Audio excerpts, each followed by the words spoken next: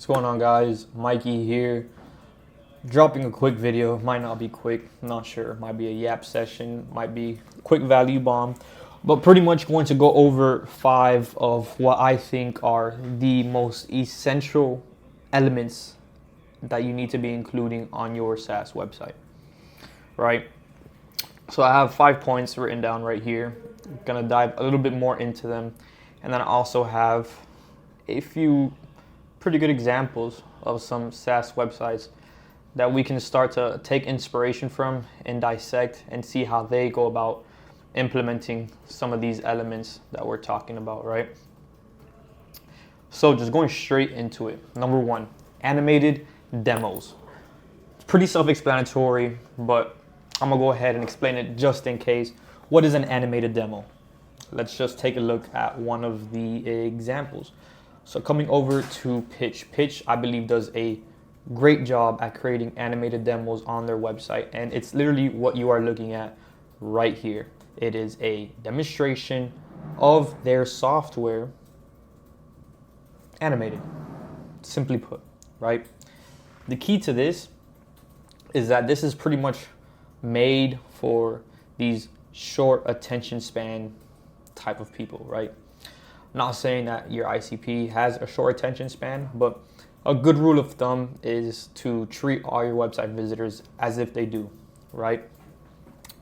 Studies do show that, let's see, I don't want to butcher these numbers, 79% of test users scanned any new page that they came across, and only 16% of people read that word by word. I don't know about you, but when I read this, the first thing I think is that people aren't really reading my copy. They're more so consuming my, because when I'm scanning this, what is popping out to me more? What am I consuming more of? Am I consuming more of these visual elements, or am I consuming more of these text-based elements? If I had to put that on a balance scale, I would say that, where's the camera at? Visual elements, I don't know if it's supposed to be this way or visual elements, I'm scanning more of that, right? So how can we use that to our advantage? Rather than creating elements that just look cool or look nice or fit our aesthetic, let's create elements that when our users are scanning them, they are further selling our SaaS. They are further elaborating on benefits or features, right? So ClickUp, these aren't really animated, but I do like how they approach this, because ClickUp in itself is a very complex software with a ton of features and benefits, right?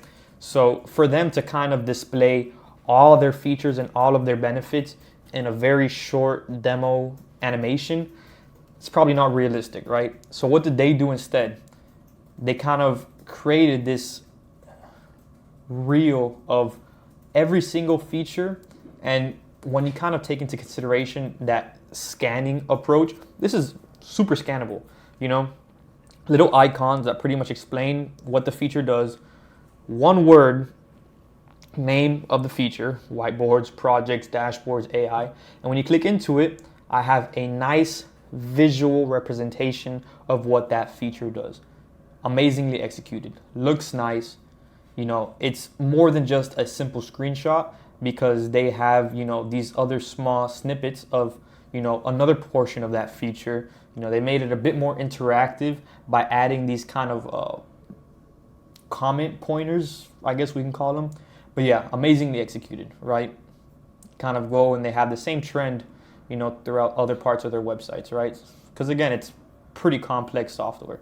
But when we look at something like, let's see, did Jasper do it? Jasper, another great example, right? This one's more so leaning more towards aesthetics with their animation versus displaying what their use case is. But still, this is in a very quick, seamless, and scannable manner, showing what value this software has to its users. You scroll down to see if they do this again. So yeah, so this one's again more so like stills, but with slight animations just to, make it feel more interactive, add some depth into these screenshots, just to kind of make it seem less like, okay, we just screenshotted our software, right? So that's another thing that you can go ahead and implement when you're adding this to your software, your software's landing page, is that rather than just putting a traditional single screenshot other small elements from that feature and overlap it, just like how they're doing here. Let's take a look at some more examples from Pitch, because Pitch, I believe they did a perfect execution of these demo elements, right? So you can see very interactive, it's animated, it's clearly showing what it can do. Every single section is pretty much further elaborated with this animated demonstration. I know a lot of people might look at this and think, okay, but I don't have any editors, I don't have any designers, I don't have anybody that can create these demos for me. Looking at this, somebody might see this and it might be a little bit intimidating. You might think that you have to hire professionals to create something like this for you, but you can actually use the same software that I'm using now to create these really nice looking interactive demo animations. I'm gonna go ahead and I'm going to link somewhere around here, an affiliate link, probably not, and I'll just drop the name of the software towards the end of the video, just to kind of keep you watching, right? And another thing too that I added, another benefit to having an animated demo, is that if you kind of take into consideration Alex Hormozi's value equation, I would say having an animated demo really increases the perceived likelihood of achievement, right? Because if somebody's looking at your software's landing page and they're seeing animations or videos or, a further elaboration of your features beyond just in a text format, this is going in their mind to tell them, hey, look, like this is clearly a representation of what this is going to do for me. And I can see me using something in this exact same way. So this in hand will increase likelihood of achievement, right?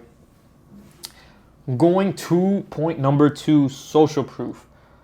Social proof, everybody knows this is important. You're probably reading this and you're like, Mikey, what the fuck? Like, I know I need to have social proof on my website, and you probably already do have some social proof on your website. What I want to say with this point is that there's a lot better ways that I believe people can be displaying social proof on their websites, right? So the typical, when somebody hears social proof or talks about social proof on their website, the typical approach that somebody might go about adding social proof is by adding some 5-star reviews by, 1,000+ users right under their CTA, or maybe having the typical logo marquee scrolling thing on their website. My opinion, don't really have no data to back this up. This is just an opinion. I feel like these elements are so overused and they're becoming so repetitive that when users go onto your website, they are just so desensitized to these repeated elements that they're overlooking it. It's not even adding to it's not even adding any social proof to your website. Why? Because people are just so accustomed to seeing these same elements used in the same way over and over and over again that their mind is just conditioned to, skip over it unconsciously, right? So I'm going to show you an example of what I think is a great way that you should be including social proof. The Pitch did this, I believe, flawlessly, right? Rather than going, the case studies kind of route, they are showing, pitch decks that were built with Pitch. And not only just any pitch decks, pitch decks by companies that are probably familiar to people within the industry, right? You have Intercom here, you have Frontify, you have Maze. So, I've already, just me, myself, I know a few of these companies right off the bat, right? So right there, this is adding social proof in a way that, people kind of often overlook. They might go ahead and just consider or categorize this approach in the same as a case study, but I would argue that this is a bit different than a case study, right? Because what this is doing is I'm seeing, the output of what this software gave this company right here. I'm recognizing the name of this company. I'm seeing the output of what they got, and I'm able to scroll through all these different outputs, right? So there might be a few different ways that you can go about implementing this for your website, but try to think, what is a middle point for me to build social proof that is in between case studies and just throwing a logo list or just throwing 5-star reviews, right? So get creative with your social proof, because people are beginning to just overlook these sections right here. Nobody's gonna sit here and observe one by one. Primer, magnificent. Who's this next one coming up? EQT, wow. Nobody's looking at your website and just one by one looking at all of your little logos that are scrolling so slowly there. Yes, I think you should still include that section. I think that's a great section, and it will add a level of social proof, but there are a lot better ways to add social proof to your website, and this is a great example of one. So, done my rant, going on to point number 3, clear, no-brainer pricing. What I like to say is that confusion is the enemy of conversion, right? And SaaS companies that are hiding their pricing or not making it, right in front of their consumers' faces, you're shooting yourself in the foot, An example of somebody who I believe isn't doing this properly, and I still have them on the list because I think they executed a lot of other things properly, so it kind of might counterbalance that or balance that out, however you say that, is Attentive. They don't have pricing, clear in front of your face anywhere. You come here, you look through all of this, and I don't see pricing, don't see pricing. This is like a Y page, scroll down, nothing about pricing. Even coming down here to the footer, I'm blind, but I don't think I see pricing down here either, And to some people, you might see this, and this might turn you off a bit. It's like, why are you hiding your pricing, It might cause a bit of confusion. And with that confusion, you're going to kill your conversions. So make sure you're being transparent with your pricing and that you aren't hiding it. And not only that, make sure that your pricing has a good offer and that is clear and easy to understand, right? What I mean by this is that I've seen, more so on the AI side of things, a lot of these plans that are coming out are these I don't know the right word for it. I want to say like these tokenized kind of plans where your monthly subscription is getting you a set amount of tokens, and you use these tokens on a monthly basis in order to get a certain output from the software. I believe that this can cause a lot of confusion to some audiences, right? I don't believe this is a very clear pricing structure. Some people might get confused, and then even more questions will arise with that pricing structure. Like, okay, do my tokens roll over into the next month? What happens if I cancel my plan? Will I still be able to, use the rest of the tokens that I have left? This, that, and the third, For some use cases, I think it makes a lot of sense. But for others, I think it can cause a lot of confusion, right? So try to keep your offer as clear and have your pricing structure as clear as possible. And one thing that I also like to implement is using this value stack approach by Russell Brunson, right? So he uses this in webinars and like in sales processes, but I think if you use this properly on a website, it can help you a ton, It can really increase the perceived value of your software. So kind of looking at some of these examples and how they go about their pricing pages. You look at Jasper, very clear, very easy to understand. $59 per month, per seat. You have monthly and yearly. Right here, it clearly says every single thing that you are getting with this software.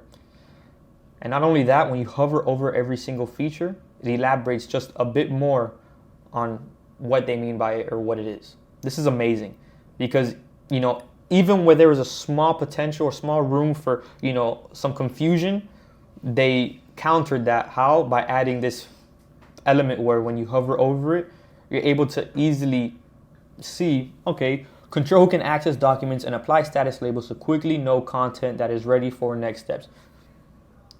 That's amazing. That's such a small touch, but that can probably increase conversion rates by a ton. Another thing is these comparison charts. If you have more than one pricing structure, or if you have competitors who are selling something very similar to you, this is another great element to add on your pricing page, right? Going over to pitch, we look at their pricing page. Same thing, very clear, very easy to understand. I do like the idea of having this element kind of indicating that you can hover over it. Pitch didn't do that, so that can cause confusion. And it also hides when you're not hovering over the box. So you hover over the box, then it has this indication like, hey, look, hover over this to get more information. This is a better execution of that than what I believe we saw on Jasper's website, not Pitch's website, Jasper's website. So yeah, so again, and this is where you can go ahead and implement your value stack, right? So all it is right next to it, just put like in parentheses what that might be valued at, right? So maybe cross-reference it with other softwares who only have that like feature as their main use case. And how much does that software cost? Put that in parentheses, and as you know, what it might be valued at. And something like that can really help increase the perceived value of your software. So going on to almost the final point, my next point is an announcement bar displaying new innovations and updates, right? So I was reading Webflow's white paper document. It's pretty much just a bunch of cool statistics on web design trends and stuff like that. It's called the 2024 State of the Website. And I came across this one statistic, which is pretty interesting, that it's 93% of people strongly agree with the following statement. Our marketing team must continually innovate to remain competitive.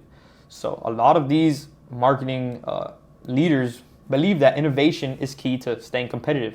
So how can we translate this into a website, right? ClickUp does a great job at doing this. If we take a look at their announcement bar, it's pretty much displaying new innovation. They're talking about a new AI feature called ClickUp Brain.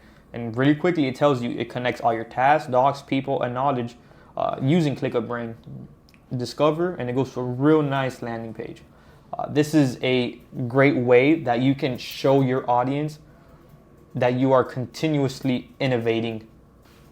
Traditionally, people might use this to kind of talk a bit more about offers that they have going on or holiday offers.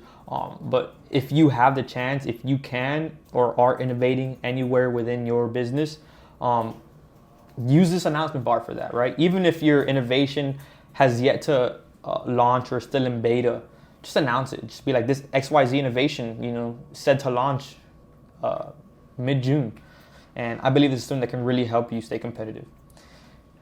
And finally, our last point is a great call to action. So what is a great call to action? What I noticed while looking at a ton of these SaaS websites is that a great call to action offers something valuable before they ask you for $1, right? So some examples of this are ClickUp, get started. It's free. They literally have a free plan. Not asking you for $1. They're providing you with value first. You look at Jasper. You go to their homepage. What do they offer you? A free trial or even a demo. Two sorts of value. Which one do you want? You look at Pitch. Pitch gets a little bit more creative with their call to actions. So here you can literally almost use their software right here. You can start with an AI prompt. You scroll down and they have really creative copy for the call to actions. Create a presentation. Start exploring now. Start creating now. Start sharing now. Start gaining insights. Each one relevant to the feature they're talking. Each one is relevant to the feature that they're talking about in each section. So next time you're thinking about call to actions, try to get a little bit more creative and don't just use the traditional sign up call to action. And I think these are 5 super essential must-have elements that you need to be including on your website. And just real quick, I forgot one more point on the great call to action, which is reduce friction in any way that you can, right? So whatever happens after somebody clicks that call to action, try to reduce friction. If you can collect less information, collect less information. If you can get away with only collecting email and password or even just email, that's ideal. Remove friction wherever possible. If you can have less steps on the onboarding or the initial sign-up process, do that, right? I've seen some softwares get really creative where it's just an email that you sign up with. They will email you a auto-generated password, and then at your own time, you can go ahead and change the password via a link in the email. And when you go to change the password, they collect a bunch of other information to sign you up to the software. So this is a really creative way, because now in order for you to start using the software and gaining value, all you got to do is just give them your email. So here are a few things that I've noticed by studying some of these SaaS websites. These are some things that I think are essential for your SaaS website. And if you have any comments, questions, concerns, if you want to drop a hate message, leave a comment below. And if you do need help with your website, if you do need help, elevating your brand, anything like that, please feel free to reach out to me. We do offer that as a service over at Antics. I will probably leave a calendar link somewhere around this video, and I look forward to hearing from you guys, and hopefully this helped. Peace.